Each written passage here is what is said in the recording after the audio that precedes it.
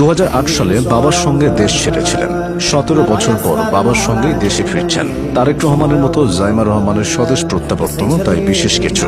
দেশ ছাড়ার সময় জাইমার বয়স ছিল 13, এখন তিনি 30 বছর বয়সী ব্যারিস্টার। জাইমা রহমানের মতে বাংলাদেশের বাইরে কাটানো 17টা বছর তার জীবন অনেকভাবে বদলে দিয়েছে, কিন্তু তিনি কখনোই তার শেকড় ভুলে যাননি।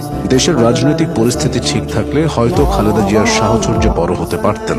জাইমার দেশ ছাড়ার সময় খালেদা জিয়া সুস্থ ছিলেন, তবুও জাইমার স্বপ্ন পূরণ হচ্ছে। অনেকের মতে জাইমা রহমান ভবিষ্যতে বিএনপির রাজনীতিতে যুক্ত হবেন। এ ব্যাপারে তারেক রহমান একবার বলেছিলেন, সময় পরিস্থিতি বলে দেবে সেটা। রাজনীতি বিশ্লেষকদের কেউ কেউ মনে করেন, যেহেতু জাইমা রহমান রাজনৈতিক পরিবারের সন্তান, তাই আজ হোক বা কাল তাকে রাজনীতিতে আসতেই হবে। এছাড়া ভবিষ্যৎ প্রজন্মের দিক থেকে ভাবলেও তাকে রাজনীতিতে প্রয়োজন বলে মনে করেন অনেকে।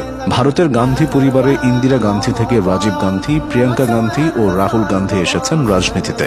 সেভাবে এদেশে জিয়া পরিবারে জিয়াউর রহমান থেকে বেগম খালেদা জিয়া এবং পরে সেখান থেকে তারেক রহমান এসেছেন। এর পরের জায়গাটা হয়তো জাইমার।